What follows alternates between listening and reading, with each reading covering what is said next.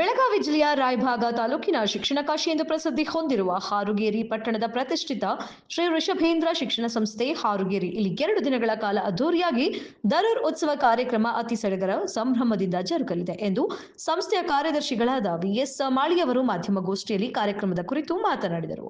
ಕಾರ್ಯಕ್ರಮದಲ್ಲಿ ಸಂಸ್ಥೆಯ ಶಾಲಾ ಮಕ್ಕಳಿಂದ ಸಾಂಸ್ಕೃತಿಕ ಕಾರ್ಯಕ್ರಮ, ಮಠಾಧೀಶರಿಂದ ಪ್ರವಚನ ಬೋಧನೆ ಕಾರ್ಯಕ್ರಮ, ಕೈ ಸಾಹಿತಿಗಳು ಮತ್ತು ರಾಜಕೀಯ ಮುಖಂಡರು ಆಗಮಿಸಲಿದ್ದಾರೆಂದು ಹಾಗೂ ಶಿಕ್ಷಣ ಕ್ಷೇತ್ರದಲ್ಲಿ ಉತ್ತಮ ಸೇವೆ ಸಲ್ಲಿಸಿದ ಶಿಕ್ಷಕರಿಗೆ ಅತ್ಯುತ್ತಮ ಶಿಕ್ಷಕ ಪ್ರಶಸ್ತಿ ನಮ್ಮ ದರೂರ ಸಂಸ್ಥೆಯಿಂದ ನೀಡುತ್ತೇವೆ ಹಾಗೂ ನಮ್ಮ ಸಂಸ್ಥೆ ಮಕ್ಕಳಿಂದ ಸಂಸ್ಥೆ ಸಿಬ್ಬಂದಿಗಳಿಗೆ ರಕ್ತದಾನ ಶಿಬಿರ ಹಮ್ಮಿಕೊಂಡಿದ್ದೇವೆ ಎಂದು ತಿಳಿಸಿದರು. ಈ ಸಂದರ್ಭದಲ್ಲಿ ದರೂರ ಶಿಕ್ಷಣ ಸಂಸ್ಥೆಯ ಸಲಹಾ ಸಮಿತಿಯ ಎಲ್ಲ ಸದಸ್ಯರುಗಳು ಮತ್ತು ಕನ್ನಡ ಹಾಗೂ ಇಂಗ್ಲಿಷ್ ಮಾಧ್ಯಮದ ಪ್ರಾಥಮಿಕ, ಪ್ರೌಢ ಹಾಗೂ ಕಾಲೇಜ್ ವಿಭಾಗದ ಎಲ್ಲ ಶಿಕ್ಷಕರು ಉಪಸ್ಥಿತರಿದ್ದರು.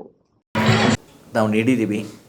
ಪ್ರತಿ ವರ್ಷದಂತೆ ಈ ವರ್ಷವೂ ಕೂಡ ನಮ್ಮ ಶಿಕ್ಷಣ ಸಂಸ್ಥೆ 3 ದಿನಗಳ ಒಂದು ಉತ್ಸವವನ್ನು ಹಮ್ಮಿಕೊಂಡದ. ಸಾಮಾನ್ಯವಾಗಿ ನಾವು ನಮ್ಮ ಸಂಸ್ಥೆಯ ಸಂಸ್ಥಾಪಕ ಅಧ್ಯಕ್ಷರಾಗಿರುವ ಈ ಭಾಗದ ಜನಪ್ರಿಯ ನಾಯಕರಾಗಿರುವ BR ದರೂರ್ ಸಾಹೇಬರ ಜಯಂತ್ಯೋತ್ಸವದ ಅಂಗವಾಗಿ ಈ ಕಾರ್ಯಕ್ರಮವನ್ನು ನಾವು ಏರ್ಪಡಿಸ್ತಾ ಬಂದೀವಿ. ಜನವರಿ ತಮ್ಮೆಲ್ಲರ ಸಹಕಾರ ನಮ್ಮ ಸಂಸ್ಥೆ ಬೆಳವಣಿಗೆಗೆ ಇರಲಿ ಅಂತ ಹಾರೈಸಿದ ನನ್ನ 2 ಮಾತುಗಳಿಗೆ ವಿರಾಮ ನೀಡ್ತಾ ಇದ್ದೀನಿ. ಧನ್ಯವಾದಗಳು.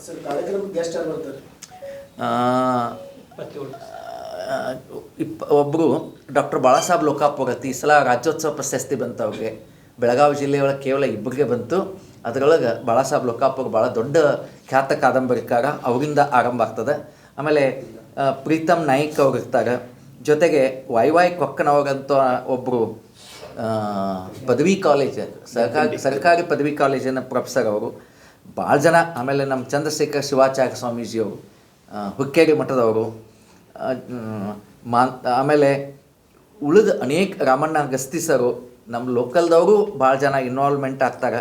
ಆಮೇಲೆ ಮಿಥುನ್ ದೇಶಪಾಂಡೆ ಅವರು ಚಿಕ್ಕೋಡಿಯಿಂದ, ನಮ್ಮ LT ಶಿಕ್ಷಣ ಸಂಸ್ಥೆಯನ್ನು ನಡೆಸ್ತಕ್ಕಂಥ ಬಸವರಾಜ್ ಕೊಣ್ಣೂರವರು 2 ದಿವಸದ ಕಾರ್ಯಕ್ರಮದಲ್ಲಿ ಸುಮಾರು ಒಂದು 50ಕ್ಕಿಂತಲೂ ಹೆಚ್ಚು ನಮ್ಮಲ್ಲಿ ಅತಿಥಿಗಳು ಭಾಗವಹಿಸ್ತಾರೆ. ಸಾಹೇಬರದು ಹುಟ್ಟುಹಬ್ಬ 28ಕ್ಕೆ.